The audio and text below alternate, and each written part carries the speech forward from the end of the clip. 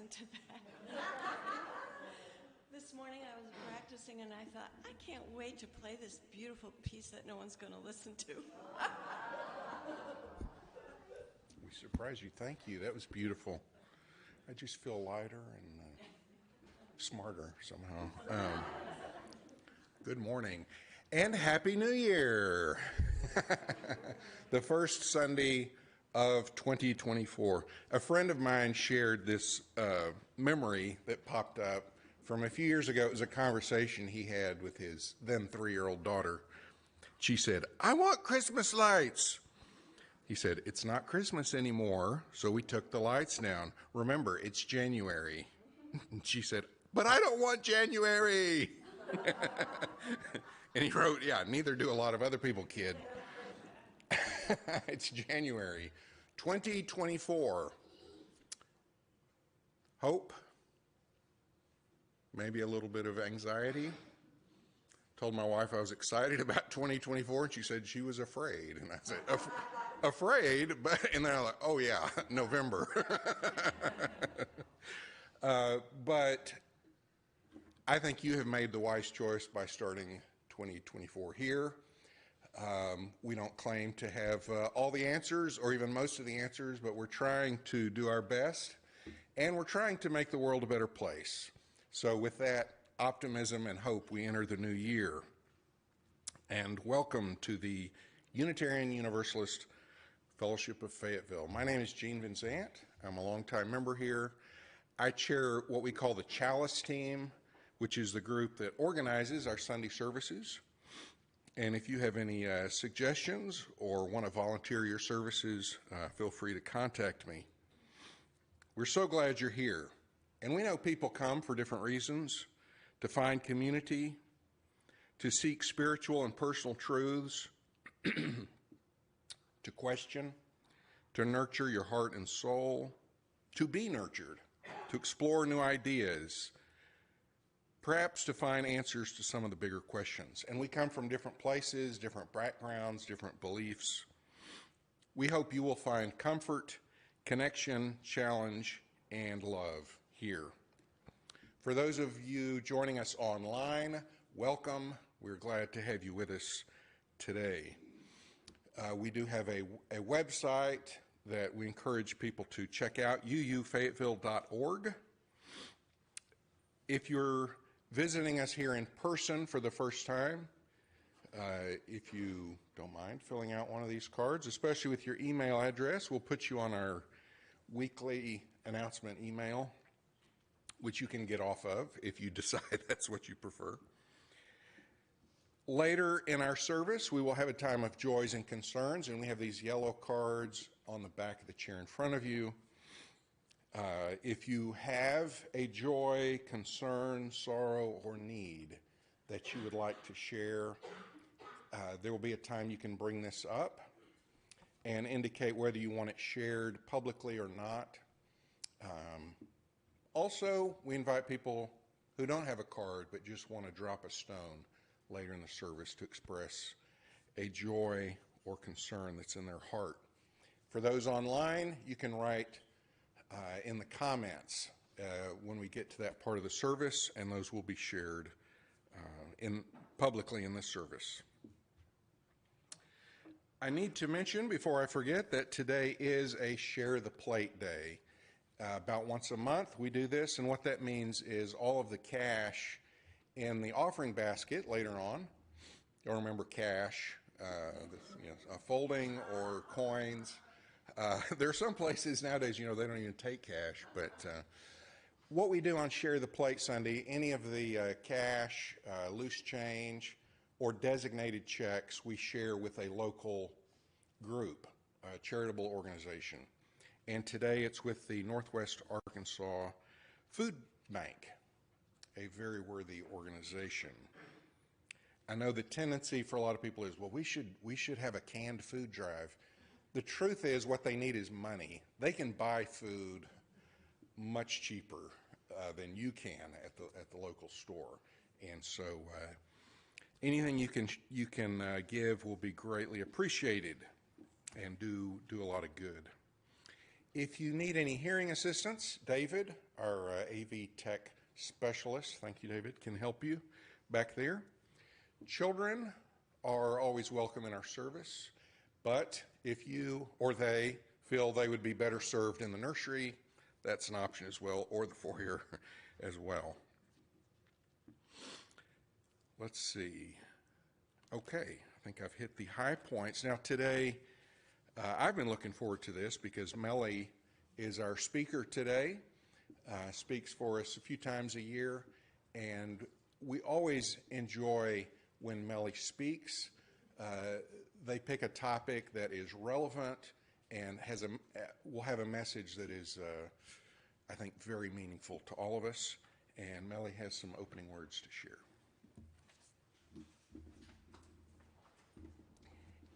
Good morning. Today, as we enter this space together, I would invite you to remember that this is not just a respite from the outside world, but a place where we can open up that most sacred and secret of precious gifts, our own hearts. Today in the service, I'm going to be encouraging you to think about some of the things that are of value to you, and you don't have to wait for that time. So as we enter into our service today, please open yourself up to everything that you can experience. All right. Thank you. Ollie's going to light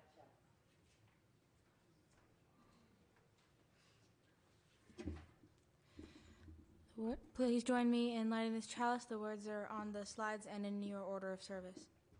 Love is the spirit of this community, and service is its prayer. To dwell together in peace, to seek knowledge in truth, and to help one another. Thus do we covenant together.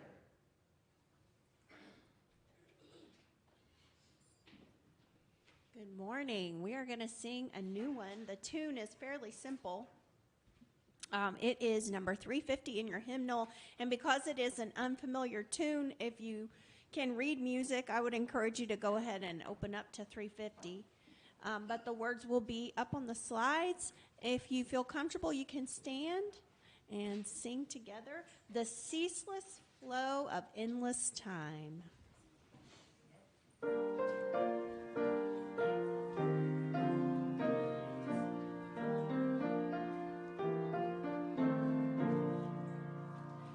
The ceaseless flow of endless time, no one can check or stay. We'll view the past with no regret, not future with dismay. The present slips into the past, and dream-like melts away. The breaking of tomorrow's dawn begins anew today. The past and future ever meet in the eternal now, to make each day a thing complete shall be our New Year vow. Thank you. Please be seated.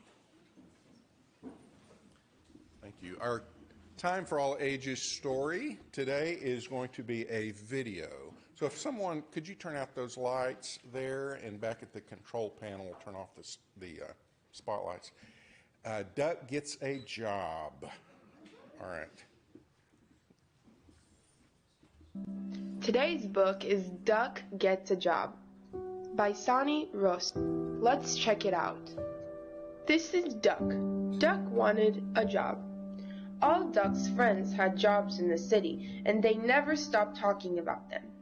I love spreadsheets. Me too.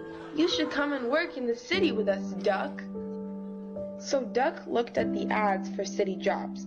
They seemed boring, but he applied anyway, and he got an interview. He couldn't decide what to wear to the job interview. He didn't want to make a bad first impression. He opted for a professional look. Cool, professional, natural. Next, Duck had to decide how to get there. Flying would make him tired and sweaty, but public transportation is tricky for ducks. He chose to walk. He got lost. When Duck finally arrived in the city, he had to get a taxi so he wouldn't be late. In the taxi, he gave himself a pep talk. Calm down, be cool, be yourself, relax. In the interview, Duck wasn't cool, professional, or relaxed. He was very nervous, but he got the job. Duck soon realized that spreadsheets full of facts and figures did not interest him at all, though he did have a nice nap. Before he left that night, Duck quit.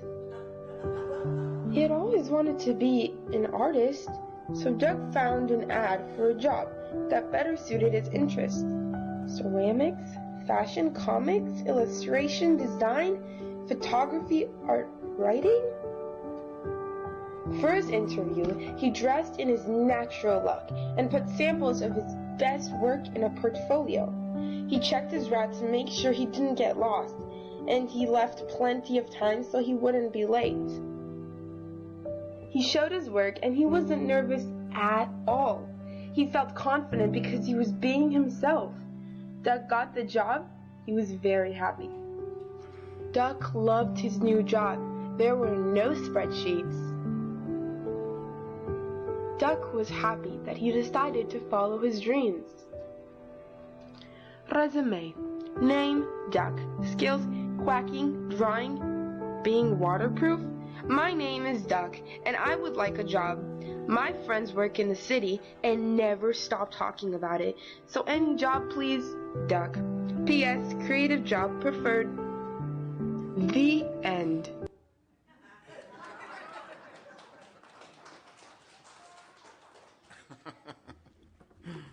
All right, Doug.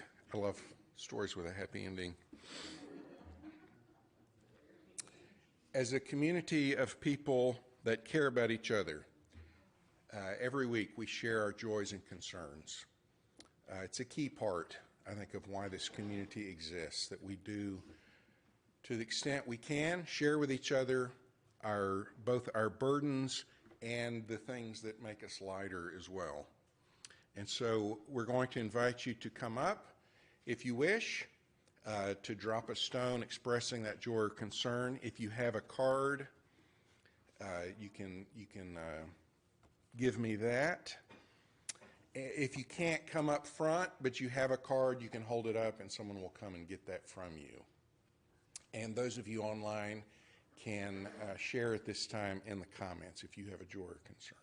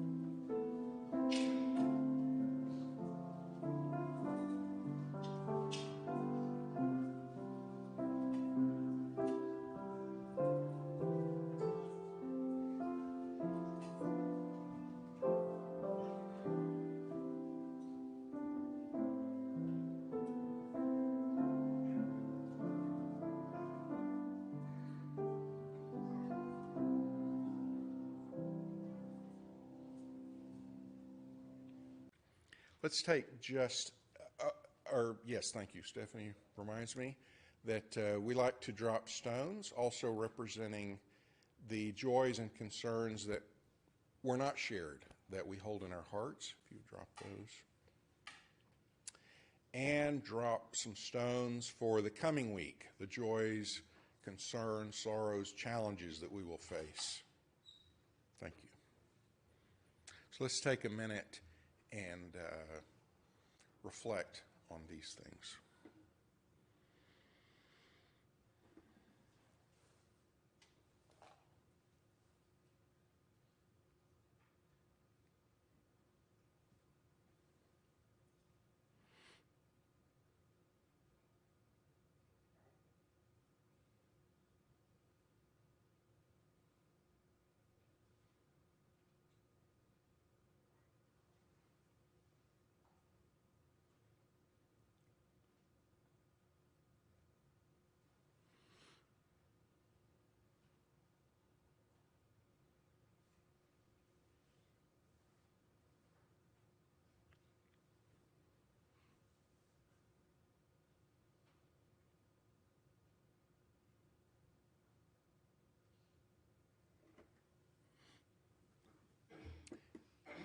It is time now for our offering. As I mentioned before, we are sharing the plate with the NWA Food Bank, and so any cash, loose coins will be shared with them. If you still write checks, some of us still do, or if you want to write a check and designate it to them, you could drop that in, and I'm sure you can give online as well directly to them, as well as to us. You can give through texting or through our website, various ways. So thank you for sharing. Yes? Okay. Thank you. All right. Brenda would play us.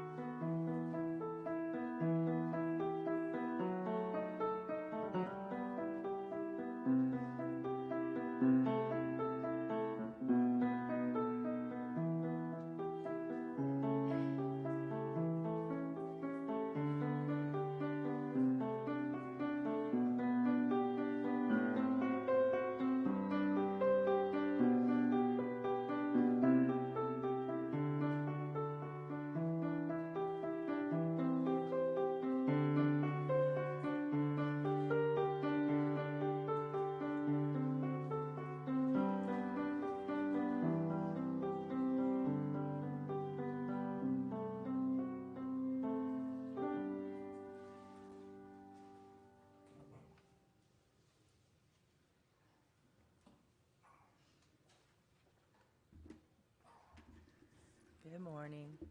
You know, it never fails that whenever it's my turn to speak, this preliminary part of the service goes very fast. So I'm like, man, I gotta fill this up somehow. All right. So today we're going to be talking about Distaff Day. Sometimes it's called Rock Day. Rock means the same thing. If you look on the front of your order of service, you'll see a woman holding a stick with a bunch of fiber on it. That's what a distaff is. When spinning and creating fiber was something that happened in every home prior to the Industrial Revolution, it did happen in pretty much every home. The distaff was used to hold fiber for spinning, particularly flax, though sometimes wool too. January 6th is Epiphany. Epiphany is a new start to the year. It comes after the holiday season. Now, the period between Christmas itself and Epiphany is the 12 days of Christmas. During this time, people would not do housework. Not to say they wouldn't sweep the floor or things like that, but those kinds of things, those kinds of work that was done in the home or on the homestead would be nixed. Because this was a time of celebration, this was a time where you would have festivals and feasts and be with family and do all the spiritual things that your community did, all of those kinds of things. So Distaff Day was the day after Epiphany when you would get back to work. During medieval times, it was very, very common for people to take their distaffs and spinning wheels and decorate them during the 12 days of Christmas. This was so they'd be reminded not to use it. I think we can all be familiar with the idea of having work, not supposed to do work because you're on vacation or whatever, but you just have to answer that email, or you just need to just fix that one thing over there. This physical reminder was a way of preventing themselves from denying themselves the benefit of this pause in work. In our modern day Christmassy holiday type season, there really isn't a lot of rest to be had. Most of us have jobs that give you one day off, sometimes two. If you are lucky enough to have a job where you can have several days, even those are packed with activities and things that need to be done, cooking, cleaning, preparing things for family. So this time of space is really lost. In the present day, working is a necessity, just as it was in the past. But a lot of our work can feel like it's not of value to us. It's just a thing that you have to do.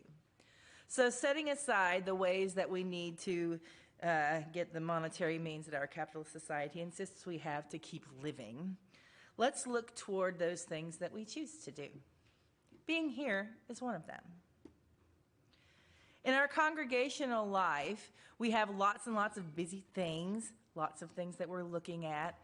Our holiday season is also pretty full. If you've been to Burning Bull service, our solstice service, the pageant that we did, lots and lots of work to be done there. But why do we do these things? What value is it to us? When Duck went to get his job, he looked for a job because his friends said he should. Oh my gosh, we love our jobs so much. You should come to the city and work with us, Duck. And Duck's like, okay. Got his stuff together, did all the right things to get the job that his friends said was the best thing ever and what he should be doing. And when he finally got there, after lots and lots of things that did not go well at all, the job he ended up with, he really hated. He didn't want to do it. So he quit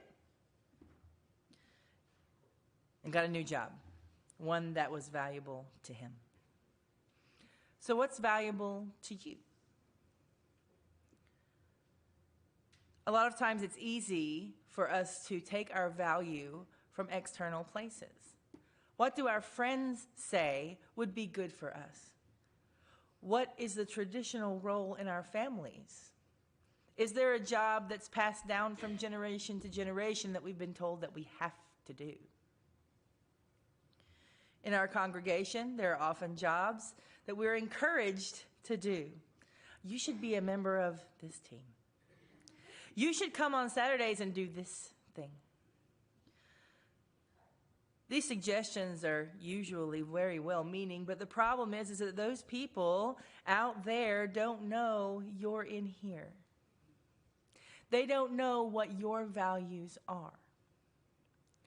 As a congregation, when we have congregational meetings, we have an opportunity to express what we feel is valuable in our congregation.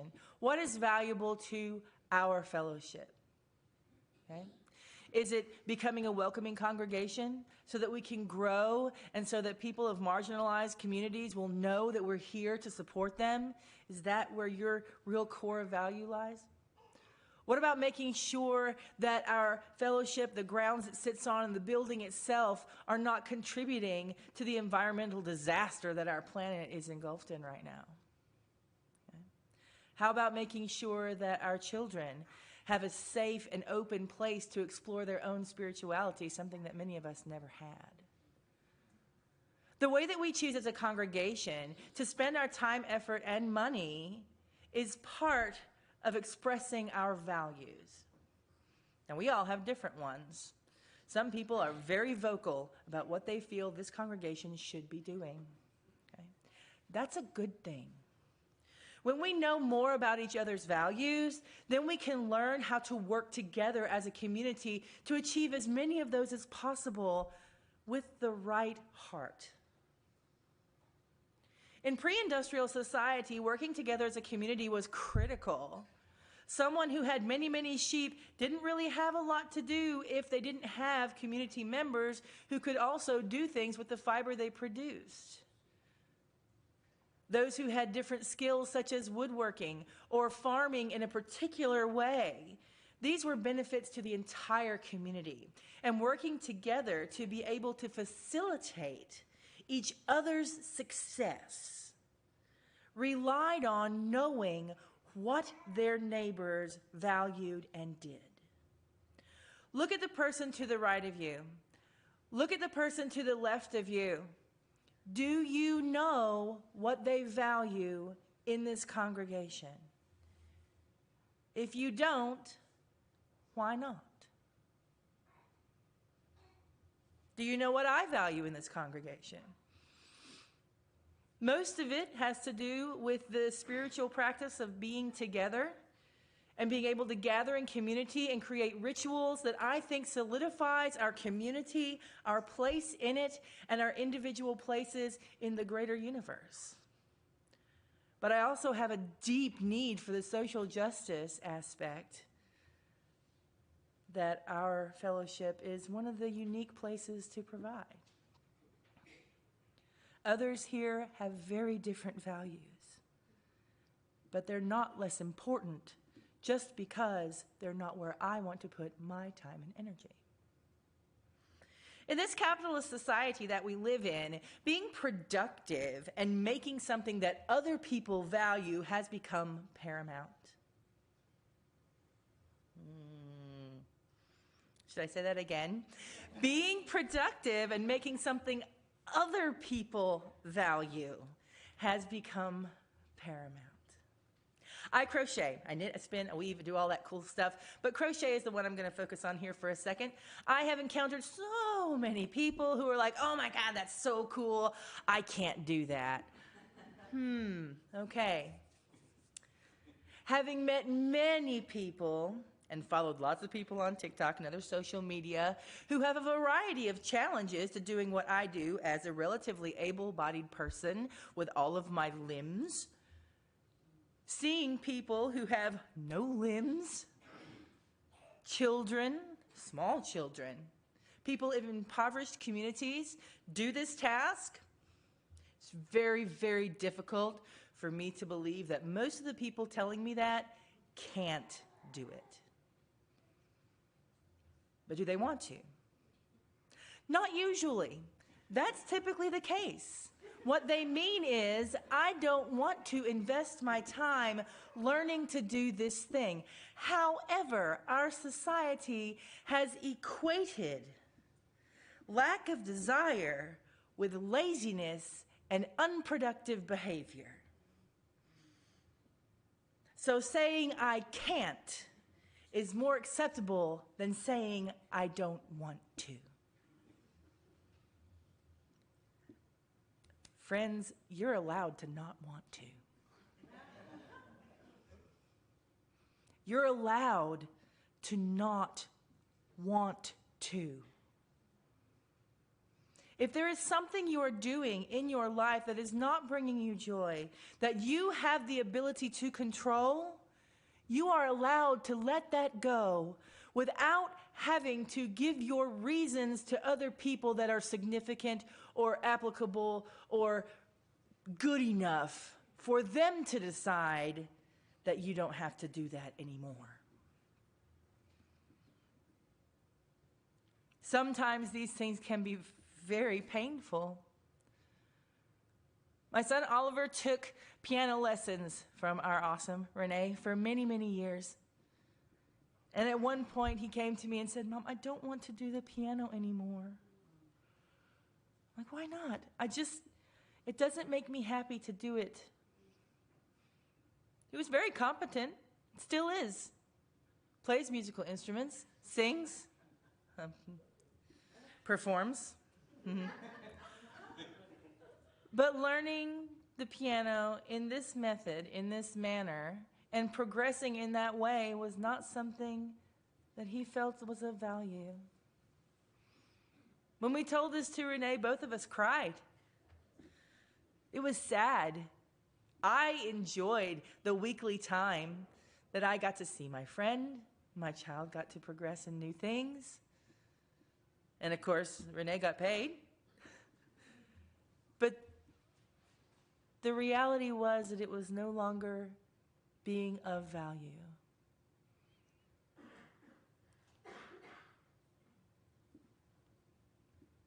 In our personal lives,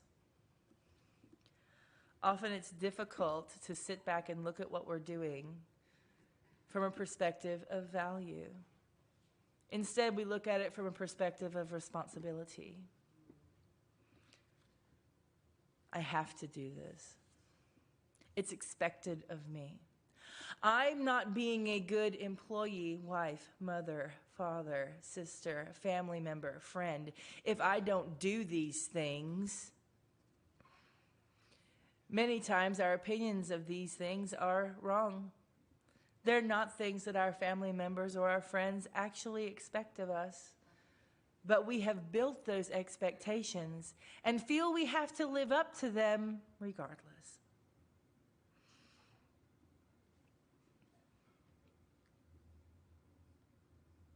This time of year is known for resolutions, things we decide that we need to do, and many of them are reflections of societal requirements. I'm going to clean my house better. I'm going to lose weight.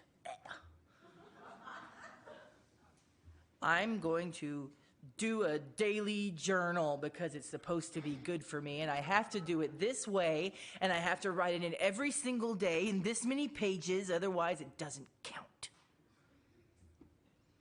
I propose that we step away from resolutions and instead take time for some revelations. We probably haven't had very much time to sit and think about what we value, but it's not too late. Today, this afternoon, the next week, if you have some time, sit with yourself. Be open. Be honest. That's hard. And think about what it is that you're spending your time on. Maybe even make a time journal. See where your time goes. Oh my gosh, I don't have any time. Where is it going? Is that serving you and your heart? What serves you, what truly serves your heart and your soul, your spirit and yourself, will serve your community because we are a group and we are together. If you are sad, your community is sad too. If you need help, then we should be here to help you. What will serve you? This is not actually as selfish as most people make it out to be.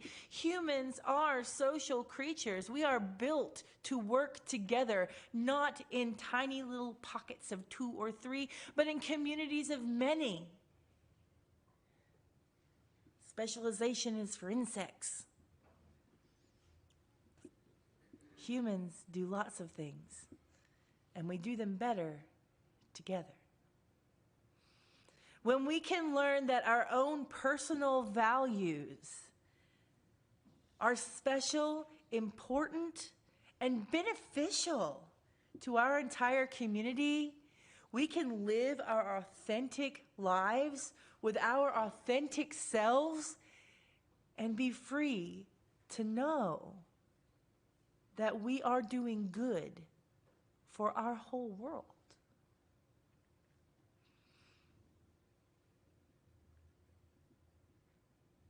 So you're allowed to not want to. You're allowed to be important. You're allowed to say no. You're allowed to say yes. The hard part, the really hard part, is putting these thoughts into practice. It is one thing to sit back and say, yes, I really love that and I'd like to do it. But insisting that you allow yourself the time, insisting that you can let go of some of these other things that don't serve you, that's the hard part. Our medieval ancestors made it a little bit easier to keep from staying busy by decorating their tools. What might that look like for us? Maybe a little note on your computer. What am I doing today? Why am I here? A note on your mirror that says, I don't need to wear makeup. A note on your mirror that says, I'm allowed to wear makeup just because I want to.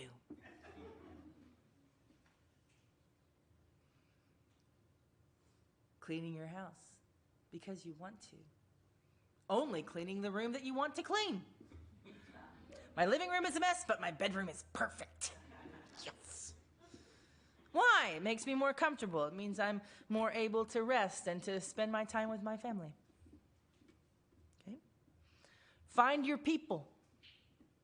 I knit. I have a group of knitters. I can go and be with them and knit, talk about nitty stuff. That other people who like to work on cars or people who like to work on computers, maybe don't want to talk about. That's fine. I find my people that build my confidence in the things that I enjoy, in the things that fulfill me. Don't waste your time on people who will break you down. If someone looks at you and the thing that you are enjoying and says, oh, God, it's just a waste of time, walk away. Walk away, because what is a waste of time is that opinion. Nothing you do that fills your heart is a waste of time. So when we walk out of this fellowship today, when we leave those doors, take a minute somewhere this week to sit with yourself, figure out what it is that you want to put your hand to work with, and then be secure in the knowledge that that will help your community, yourself, your world. You can pick up your distaff, sit down to the wheel, and make some strings to connect us together. Thank you so much for your time.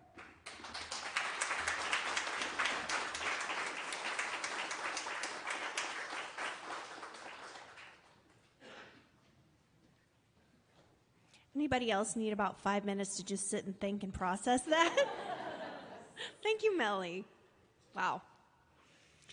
All right. So let's sing We'll Build a Land. And thanks to Tressa, she changed some words. In the hymn it says, anointed by God, and we're UUs.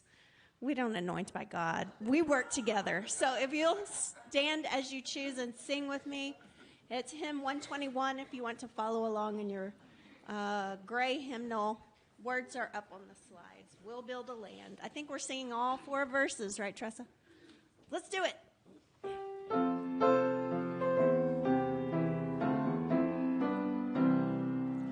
We'll build a land where we bind up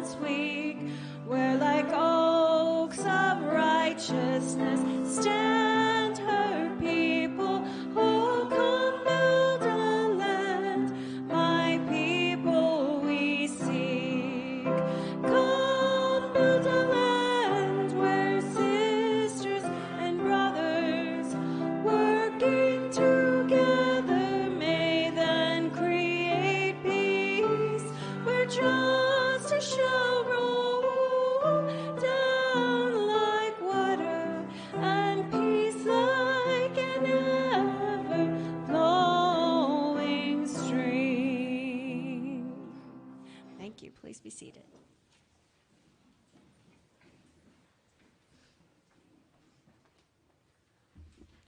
Please join me in extinguishing the chalice. We extinguish this flame.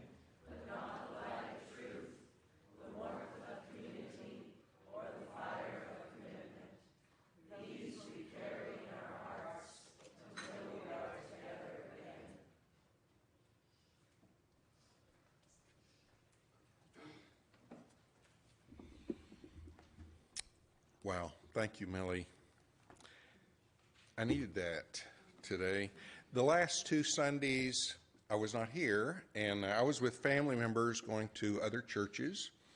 They were not UU churches. I went because I love my family, and they wanted me to be there with them. But boy, it's good to be home. To be in a place where I can sing the words of the song and participate in the rituals and not feel like I have to give a rebuttal to the sermon. It's really nice. I didn't do that, by the way.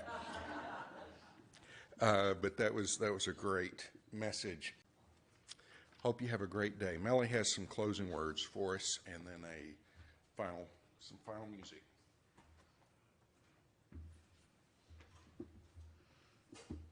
Have I mentioned how much I love this hymnal? If you've never actually looked at it, pick it up. There's some really, really cool things in the back, some really neat things. If you're a person who comes from a tradition where prayer was important to you, you may find some things in here you can say that will help you a little bit with that. Today's closing words come from Buddhist teaching. Be ye lamps unto yourselves. Be your own confidence. Hold to the truth within yourselves as to the only lamp. Have a great week, y'all.